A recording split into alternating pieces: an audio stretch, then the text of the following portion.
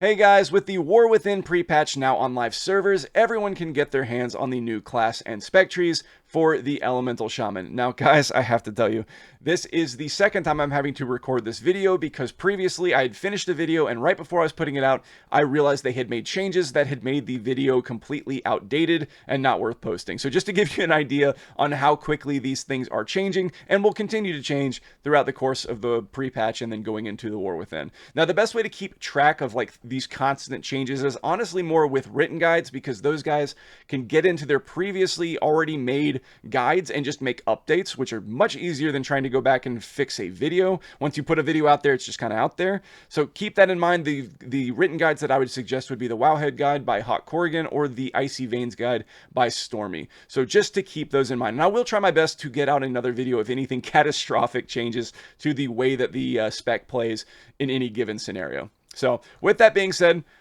we'll just go ahead and jump into it. Now, if you've been paying attention to beta at all, nothing is crazy different from how we've been playing on beta going into the pre-patch, except for the interaction around Ice Fury, which we'll get into a little bit. I won't talk about how it used to play because I don't think that's going to be important, though it might change back, but we'll just kind of cross that bridge when we get to it. We'll just talk about how it's playing right now and assume that that's the way they want it to work, which is different from how it had been playing on beta all the way through and until Monday, I believe. So with that being said, we'll talk about how it works on pre-patch. There are going to be also some differences because we do not have the hero talents. We don't have Farseer or Stormbringer yet. So even if you have been paying attention to the beta, there are some differences. So with that being said, we're going to go ahead and jump into the class tree. Alright, so just real quick, the main things to point out is the inclusion of the Stone Bulwark Totem, which is something that you're always going to want to be picking regardless of the situation. It's just an extra defensive. It's on a 2-minute cooldown, which is kind of long, but it's better than nothing, and it is a shield, which is obviously a very useful. So make sure that you're always picking this up and start getting used to pressing it, because that's something that I'm still struggling with, is just remembering that I even have it. But very useful, not super powerful, definitely not nearly as powerful as Astral Shift, but it's definitely something that you need to start using and getting used to using since we're just already so strapped on defensives. Another big thing is they moved Primordial Bond into the class tree. Always want to be taking this because you're going to have access to elementals all the time. So having that 5% damage reduction is very, very important. Because of things like Stone Bulwark Totem, we're going to be wanting Totemic Recall, as well as Call of the Elements in pretty much every single build that we take now. So it does make it a little bit tight, especially in Mythic Plus, to get everything you want. But for the most part, you shouldn't struggle too much with getting most everything you want in Mythic Plus, and definitely everything you want in a raid environment. So with that being said, those are the major changes here. Couple other things have been moved around. Some things still have a kind of a weird place, but I think it's better than it was overall. Also, the inclusion of elemental resistance will be useful for pre-patch. There's definitely a lot of dungeons that have elemental damage, so that might be something you want to look into for healing stream. Just throwing out a healing stream every now and then, maybe as a movement CD or whatnot, not necessarily for the healing of for Healing Stream Totem, but for this elemental resistance. 6% damage reduction from fire, frost, and nature damage will actually make somewhat of a difference. You can't really target individual people with it, but it is still going to be useful in a lot of different scenarios. Like just think about the last boss in Ruby Life Pools. Just basically throwing this down pretty much all the time is going to give someone a little bit of reprieve every now and then. So something like that would be worthwhile for taking, especially in pre-patch. All right, those are the main things to consider for the class side of the tree. Now we're going to go ahead and move over to the spec side of the tree. So what we have here is a full single target build. Again, this is pre-patch. You can mess around with however you want to mess with it, but this is what I'm going to be suggesting for full single target.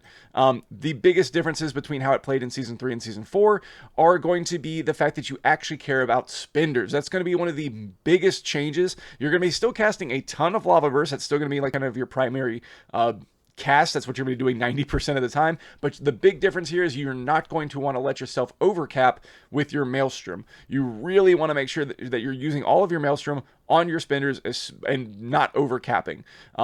So that's a huge change. And then the other thing is that Ice Fury is now different. Again, was working differently on beta. How it works now is essentially you just want to be using it the second it comes up. At the second I'm recording this, right now you can't tell how many stacks of Ice Fury you have. There's no way to tell.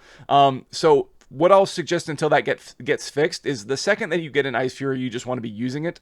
And then the fusion of elements is after using an Ice Fury, the next nature and fire spell that you cast will also cast another elemental blast. Now, the easiest way to deal with this in single target is just after you press elemental, or after you press Ice Fury, you can press an elemental blast, or you can press elemental blast directly into an Ice Fury, and that will also consume the fusion of elements, because the Ice Fury will hit first on the target because it's instant, and then the elemental blast will then hit the target and then consume the fusion of elements proc. So either one of those ways is the easiest way to deal with it. Again, right now on beta, or on pre-patch as I'm talking, there's no way to tell how many stacks of Ice Fury you have, so just use them immediately. But in general, the way that you're going to want it to work is you don't want to be using this during Ascendance. You will want to be trying to make sure that you're using it outside of Ascendance.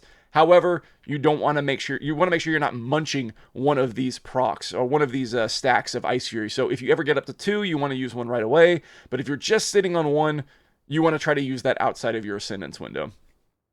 I'll get into that a little bit more. The biggest takeaway, if you're still getting used to playing Elemental, or you're just not quite comfortable with Ice Fury, the biggest thing to take away from everything what I just said, is just use Ice Fury as soon as it procs, and that'll be the safest way to make sure that you're not accidentally missing an Ice Fury cast, or not getting full usage out of Fusion of Elements. That's the easiest way to go about it for right now. Just get used to pressing Ice Fury when it procs, just so you're in that zone and ready to start moving in the direction of optimization of when to use it. But for right now, just use it as soon as it procs. So with that being said, this is what it looks like. I'm not going to go through every single talent because, like I said, it plays very similarly to how it plays on live. We're just going to go ahead and jump into it, and I'll show you how it actually plays. Alright, so getting into it, I will be doing this from a recording, and that allows me to pause things and talk about it as it happens to try to keep this as slow and easily understandable as possible. Won't be using Bloodlust either for that exact same reason. So, jumping into it, you're going to be using a Fire Elemental about 3 seconds before the pull, directly into a Lava Burst into a Primordial Wave. Now, the first Lava Burst is not going to have that guaranteed crit, but there's not really a better way to do this opener, because you don't want to go Lava Burst into Flame Shock to guarantee the crit, because then you're turning around and following it up with a Primordial Wave. Don't want to be doing that double Flame Shock action. This is the way that I think would be the easiest to get started. Get rid of that first Lava Burst charge, and then cast that second one. You don't want to be using Ascendance right away, because you start off with 2 charges of Lava Burst. Want to get rid of those first before you get into the Ascendance, so that we can cast as many Lava Bursts as we can. So we get rid of that second one, and then immediately into Ascendance, and just want to be casting as many as we possibly can. I did get an Ice Fury cast, and the way that I'm setting up to do this is I'm going to be doing Elemental Blast directly into that Ice Fury to proc the fusion of the elements. So I do that here. I kind of move over just to get away from all this. By doing that, I do overcap my Maelstrom. Do not be doing that. I was trying to get away from this other guy who is standing here. Make sure you're not overcapping your Maelstrom. That's definitely not going to help you out. Into an Elemental Blast directly into that first Ice Fury, and you notice that because I did that, you can see down here, or if you can see here, I still have an Ice Fury. So I actually did have 2 charges. We want to get rid of that second one as well. More Lava Burst into an Elemental Blast, immediately using an Ice Fury right after that, and that will proc that fusion of the elements to get that extra Elemental Blast. So you can see right here, as we do this, we'll cast this Elemental Blast, and you can see 1, 2, and 3, and that was the mountains will fall. The initial cast, the mountains will fall, as well as the fusion of elements proc. So you get 3 different elemental blasts just from one cast. Really cool visual for sure. Anyway, continue on. We're casting a bunch of lava bursts again, just continuously with that elemental blast to make sure that you're not overcapping. Continuing on. Just a ton of lava bursts, really fast pace here because of that preeminence buff, giving you 25% haste whenever you're in Ascendance. Another DRE proc, and that will continue to happen. And as you can see here, I also got another Ice Fury proc, so Elemental Blast directly into Ice Fury. Look at all those Elemental Blasts again. And then continuing on with Elemental Blast and Lava Burst going back and forth. And then finally, one more DRE. Another Elemental Blast into that Ice Fury, all of those Elemental Blasts, and then continuously on with the Lava Burst. Finally, we're out. We're finally out of Ascendance at this point. One more Lava Burst here into Elemental Blast. We get an Aftershock proc, Lava Burst, Elemental Blast, Really want to make sure we're using those spinders. We don't want to be slacking on the maelstrom. We really don't want to be overcapping there. And then finally, right here, we are 49 seconds in, is when I cast my first Frost Shock. So at this point, I'm casting this Elemental Blast. I have nothing else after this. There's no more Lava Burst, so now I'm going to start using my Frost Shock. So there's a first Frost Shock. There's another one. Here I'm going to Lava Burst, another Frost Shock, another one, Lava Burst, Elemental Blast. So really, Frost Shock is we're just using it as filler if we run out of Lava Burst, kind of like how we were doing in Season 3 and Season 4, but obviously it works a little bit differently. We're only getting them from procs now. And then we only cast Lightning Bolt. Here's our first Lightning Bolt cast at 56 seconds into the pull here, if we have nothing else to press. So here, I'm just going to start spamming out some Lightning Bolts until I get a Lava Burst proc. Then I'm going to finally use a Lava Burst directly into Elemental Blast because I could spend. And then Primordial Wave came off cooldown. Get that back on cooldown, another Lava Burst, and then back into spamming Lightning Bolts. I want to make sure that we don't just spam Lightning Bolts and then cast it in Elemental Blast. We really want to make sure we do it in a Lava Burst before we cast it to get that Master of the Elements buff. And then go, and as you can see here, we got another Ice Fury proc. Very important to pay attention to it. Elemental Blast into Ice Fury. Get all those extra procs of Elemental Blast as well from the Ice Fury. And that's the entire playstyle. Just a lot of Lava Bursts. Try to get as many out as you can. Make sure you're not overcapping on Maelstrom. And when you get an Ice Fury proc, you don't have to use it directly after an Elemental Blast. You can use it before. You just want to make sure that you're not double casting. If you have two charges of Ice Fury at any one point, don't cast them back to back without first proccing the fusion. Make sure you're staying away from that. And then again, I do think that they will eventually fix it so you can actually see how many stacks of Ice Fury you have. Once you're able to see how many stacks, you do want to start trying to avoid using Ice Fury in Ascendance. It's better to just make sure right now, when you can't tell, to make sure you're using them so you're actually getting that fusion proc. It is worth getting that extra damage in for essentially one extra cast. So make sure you're using them. Once you can track how many stacks you have, make sure you're using them outside of your Ascendance window when you can, but just make sure you're not over capping on beyond 2. If you have 2, make sure you're using one right away. But other than that, guys, it's a very, very simple playstyle. Lots of Lava Bursts. Don't overcap your Maelstrom. Use Ice Fury when you have it. If you run out of Lava Bursts, use your Frost Shocks that you have. If you run out of those, use your Lightning Bolts, and that's it. And then make sure you're using your Fire Elemental on cooldown.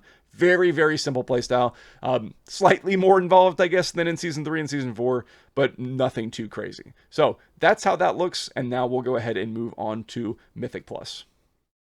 Alright, so getting into a Mythic Plus build, very similar. We're only moving 2 points from the single target build. We are going to be moving the extended duration on elementals into a Liquid Magma Totem, and the point in Magma Chamber into Echoes of the Great Sundering. Now, I know a lot of people don't like Echoes of the Great Sundering. If you don't know how it plays, basically, the first time you build up Maelstrom, you spend on Elemental Blast, and the second time you build it up, you spend on Earthquake, and you go back and forth between Elemental Blast and Earthquake. It just keeps buffing that one Earthquake, making it very big, and you just go back and forth on spenders. Now, the big noticeable difference in builds that you're seeing here compared to what you might be expecting on live, and especially what you might have been seeing on beta, is not taking Stormkeeper. And it really just comes down to these 3 points just not really being worth. Myself, as well as a whole bunch of other Ellies on beta, have been taking these points up until recently, and that the reason why was just other talents weren't working, and then also just not really realizing that the power level of Stormkeeper was as low as it was. So you can take these 3 points. You can move some things around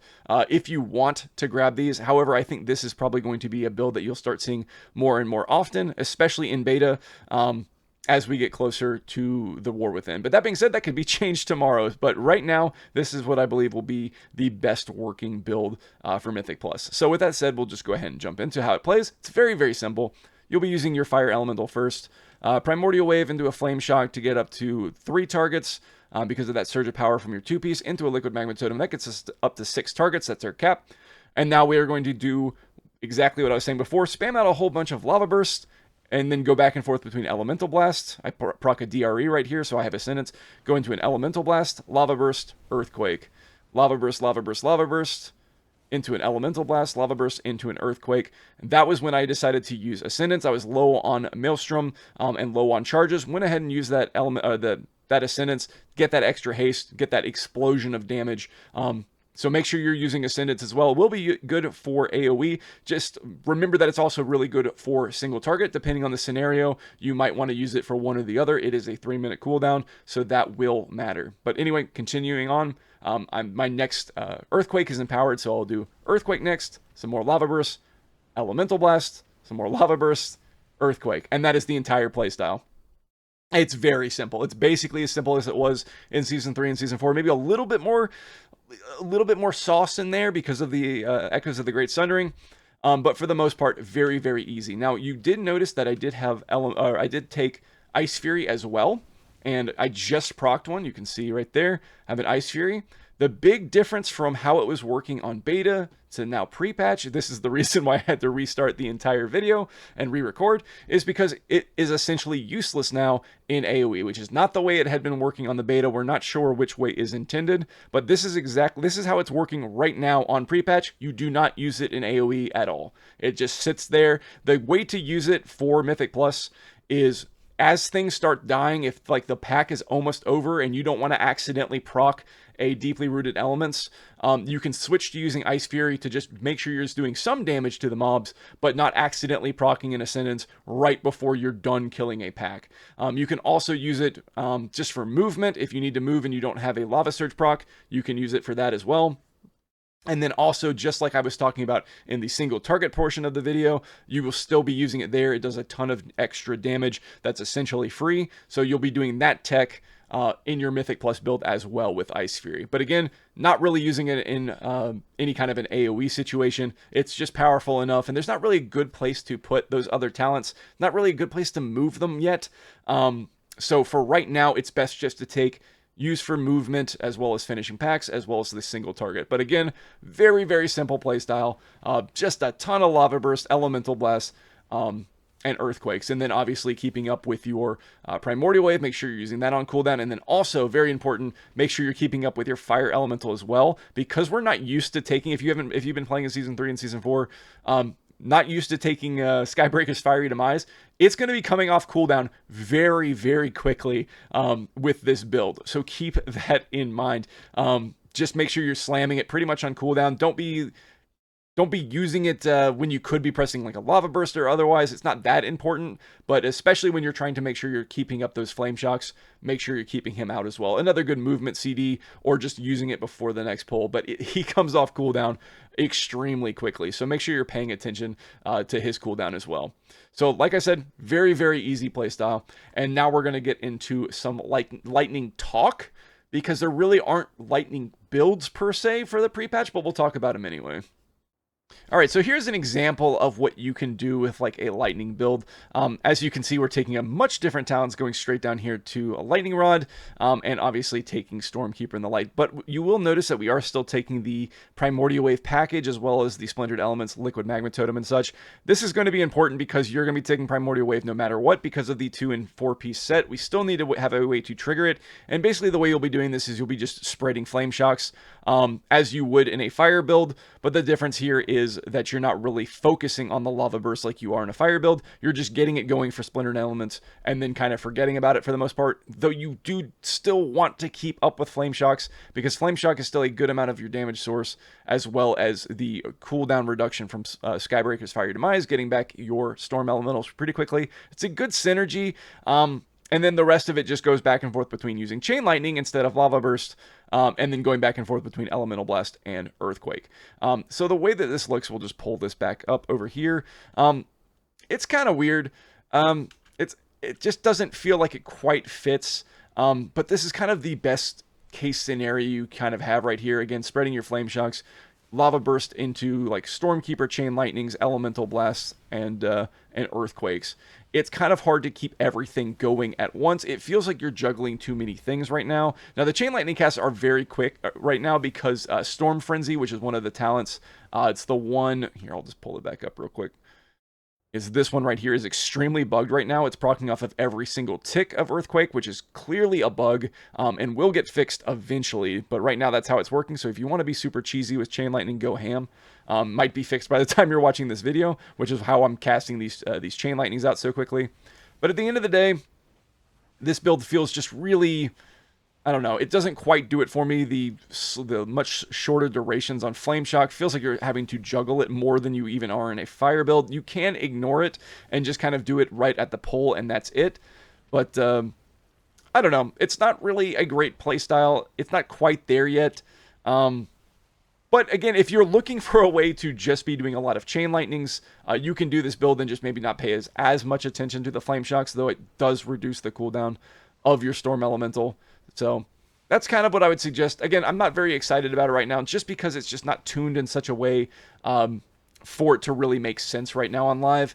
Again, the single target for this build is very lacking behind the fire builds, as well as the AoE. I don't think is quite as consistent as it is with the fire builds as well.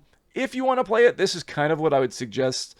And you can just have fun with it. If you're just so overplaying fire builds, you can do that. Again, you don't have to be juggling the flame shocks as much as I'm doing in this clip if you don't want to. But if you're mainly because you're playing lightning at this point, like if you're playing lightning, you're playing for fun at that point, because it's not going to be doing the same level of damage. So that's kind of my suggestion with all of this. Kind of just stay away from lightning builds right now, unless you just absolutely are just done with fire. So with that being said, that's pretty much it for right now.